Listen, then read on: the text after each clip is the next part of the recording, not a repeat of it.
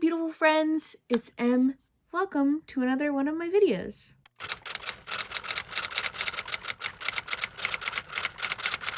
Now in today's video, I thought I would give you all some book recommendations for when you're in a reading slump. I usually get reading slumps around the summertime, so these books I majority have read in the summer, but I know what it's like to be in a reading slump, especially after you finished your highly anticipated release. Let's be honest, that's when they hit.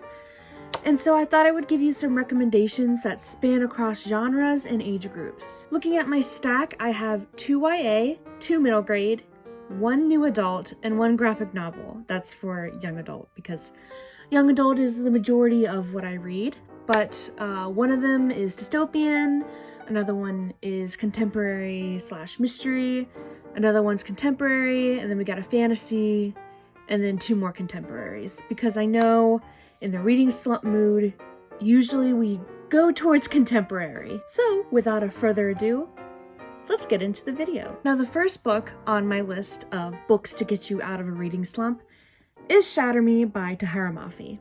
Now I know my last video, my weekend reading vlog, I read Defy Me in that video, but I really wanted to give some more love to the Shatter Me series for a multitude of reasons. I personally believe the Shatter Me books are good to get you out of a reading slump because they started off my reading year this year. The chapters are short, and if you don't know what this book is about, I will basically tell you what it's about. It's about a girl named Juliet, and she is stuck in an asylum and has been stuck there for over 200 days. And the book starts off there to where you wonder how she got in the situation and how she's going to get out of it. Now, a reason why I recommend the Shatter Me books is because the chapters are fairly short in all of these books, and they're easy to fly through just because they are meant for 14 and 15-year-olds. Not saying that it does read, like, content-wise, because there is some a lot of romance in these books, but yes, if you're looking for a book to get you out of a reading slump that isn't contemporary, I highly recommend this dystopian. It's a classic for a reason. It's good. I recommend it. Now, my second book I have to recommend is also YA. This is the YA mystery / thriller, more of a mystery, but it is One of Us is Lying by Kaysen M. McManus. I read this book last year in the middle of the Backstreet Boys tour, and I read it around April-ish, when everything just started to get really bad last year. But this book starts off with 5 teenagers, and it's kind of a spin off of The Breakfast Club. So if you're like me and you love the movie The Breakfast Club, then I highly recommend this book. Essentially, this book starts off with all 5 of them in detention, and one of them is murdered. Or are they murdered? Is it murder? Is it not murder? Was it an accident? Was it a planned accident? Who knows? You have to read the book to find out. But because this student dies in the middle of detention, the other 4 students who are alive are blamed or framed for the said murder. This book was easy to fly through. I don't even think it has more than 400 pages, not even more than 350. Let's look. I should have looked before I started. Nope, that's the acknowledgements. We don't count that. 358. It has 358 pages, pretty big text, and honestly, like, the characters are so likable that you'll just fly through it anyway. Now we're gonna start our middle grade section. Now, I recommend this book to literally almost everyone who, like, isn't a reader but, like, wants to read something, because it's short, it's sweet, and it has a deep message. This book is Touch Blue by Cynthia Lord. Not a lot of people have heard of this book, actually. I think Cynthia Lord is more known for the Rules book, which I personally have not read, but Touch Blue is so near and dear to my heart. The first time I read this, I didn't read it. My 4th grade teacher actually read it to me, and it was my favorite book out of the year since it really stuck with me. But since then, I have reread it 4 times, and honestly, I could probably reread it a 5th time. Like, you never get tired of the story. This is a more contemporary story. It's about Tessa, and she's 11 years old, and she has a little sister, and it starts off with Tessa and her little sister on the beach, and they find out that their family has been chosen to take in a foster child. That foster child's name is Aaron, and he is 13. And the whole book kind of covers how Tessa is nervous for this because, you know, she wants to know if she can be a great younger sister or not. But it really digs deeper into the themes of what it's like for foster kids, what it's like to be a sibling of a new foster kid that is coming in, and just overall, it's amazing. This book has the theme of Monopoly in it as well, hence the pieces on the car. And because of this book, I always play the Battleship now, so that's always stuck with me since I read it in 4th grade.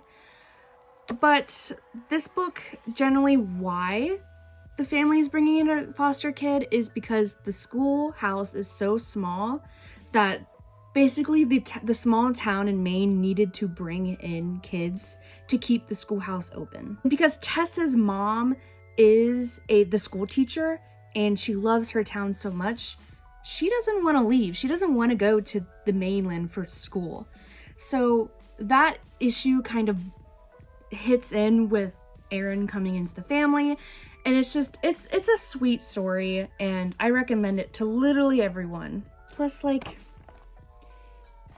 it is only 186 pages, and like the text isn't even that big, and this is for middle grade, so it's easy to get through. This next one, I hold it near and dear to my heart. It is one of my favorite books of all time. It got me back into reading when I wasn't reading for a while. And you know what, I might as well just say it. It's The Unwanteds by Lisa McMann. Now, this is a middle grade fantasy. I can tell you what this is about right away. Basically, this book starts off with the purging of all of the Unwanteds in the Society of Quill.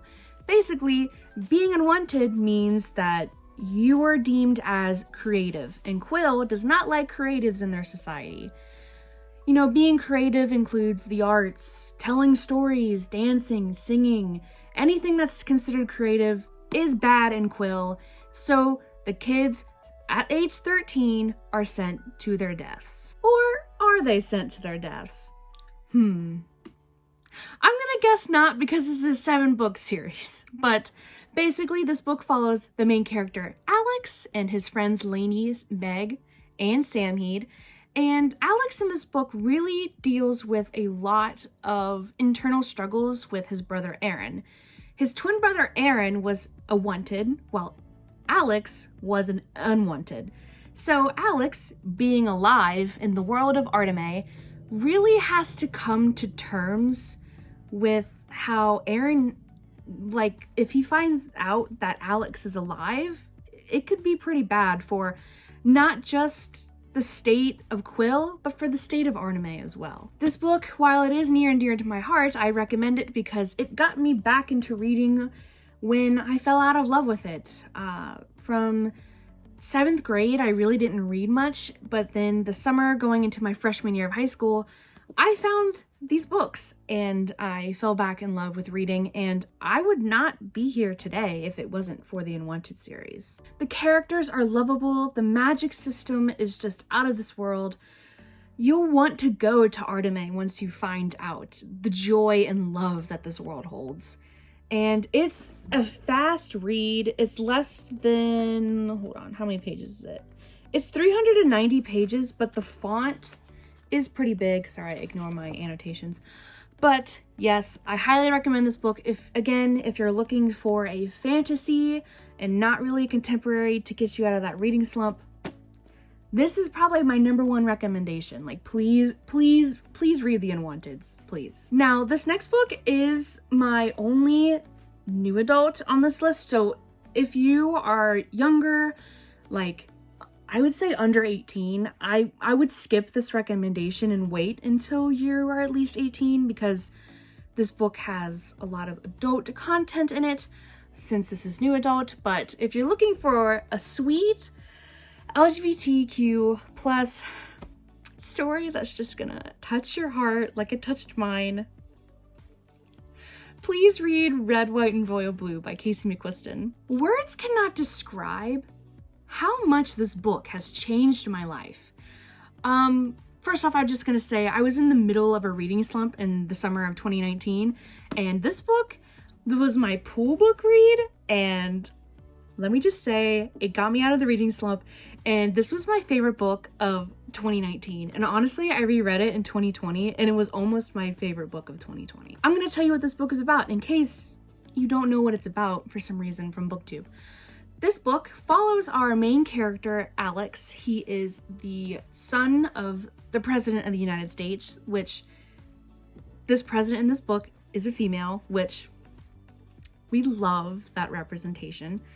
And Alex absolutely hates Henry, the Prince of, oh my goodness, is he the Prince of Wales? I should know this. But anyways, Henry is a prince from England. And basically, Alex hates Henry. Like, they've had a past with one another to where it's just not good.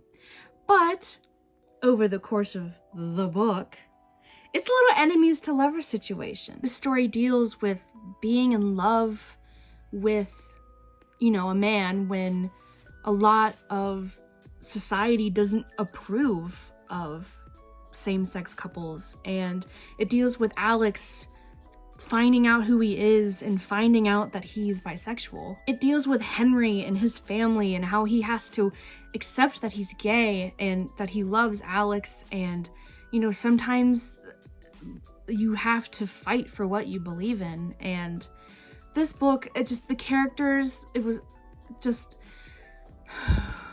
I just get emotional when I think about this book because the characters are lovable. The book is so funny. Like, if you read it for nothing else, read it for the humor, because I was laughing out loud so many times in reading this book. This book helped me come out to my family, and this book I also read during my first ever Pride that I went to. So I think this book just is very near and dear to my heart because it helped me discover who I am. And but like also at the same time, you should read it too, not just because of like me and like my bias, because it helped me like be who I am today. It's just a really, really good book with characters you'll love, with a romance you'll love. And this is actually like one of my favorite books of all time. So I highly, highly, highly, highly recommend it. Okay, I lied. I decided to add another book to this list just because I forgot about it, but like I don't want to forget about it because it's that good of a book. But this is YA, contemporary, and it's Aristotle and Dante Discover the Secrets of the Universe. I honestly want to give this book a reread because I don't remember all of it, but I remember just how beautiful this book was, how real this book was, how raw it was, and how quickly I read it. I read this book in literally less than 2 days. This book follows our main character Ari and how he, as a young teenager, kind of feels lost in the world. And this story follows how he meets his friend Dante and how they really just form a beautiful friendship, a beautiful relationship as the story goes. And how this book just, you find out who you are. That's the main message, is that it's okay to be who you are. It's okay to have emotions. It's okay to feel lost. And it's okay to just breathe. This book is just absolutely breathtaking. And as a writer, it reminds me that all of us can be beautiful, and that I honestly want to create a book like this with how much of an impact it has made. Honestly, I really want to reread this, and I probably will, but I just remember this is amazing, and I highly recommend it if you're looking for a good LGBTQ plus book and story that will just take your breath away. The last recommendation I have is the graphic novel, and I read this last year before everything went down, but this is just when I think of happiness in the form of a story, I think of this story, and this is Heartstopper by Alice Oseman. Words cannot describe how beautiful and just how much serotonin this graphic novel will give you. This graphic novel follows our main character, Charlie, and how he meets Nick. And basically, it's the story of how they have fallen in love and have made each other's hearts stop. And just thinking of all the things that happened in this graphic novel, it just puts a smile on your face. Like when you're reading this, it just puts a smile the whole time. Like as soon as you open it to when you finish it, like you just smile. I don't know the specific trigger warnings with this because it has been a while. I do believe there's bullying in this book. I remember there was a character who absolutely sucked. Like I hated him. I really need to give all 3 of these a reread just before the 4th one comes out this year. But please be wary. I know in the later installments there's also trigger warnings for an eating disorder. So if that makes you uncomfortable, then I would skip this series. But if you want to read this graphic novel, I highly recommend it. It is my favorite read of 2020 from last year. But for the most part, all of the books are just usually like they're all happy, and like it mentions that things that are bad like are not okay. Like it's not okay at all. And it really establishes when you should have personal boundaries, and there's a lot of communication between Nick and Charlie as well as they continue on into the 3 installments that are out right now. I personally just love this story because it is about talking about how you feel, about communicating, because I know like a lot of stories have like that miscommunication as like something that happens in a lot of YA books, especially contemporary, but I appreciate that this one has just 2 characters that respect one another, and they talk and they're there for one another. Oh, here are all of them stacked again. So, let's do this. Okay, I'm sorry, but I'm not used to like the stack, you know, like the stack that booktubers do. I'm not used to like doing this stack. I guess I'm gonna get used to holding a lot of books. But anyways, thank you all for watching. I've been putting off the end of this video for long enough.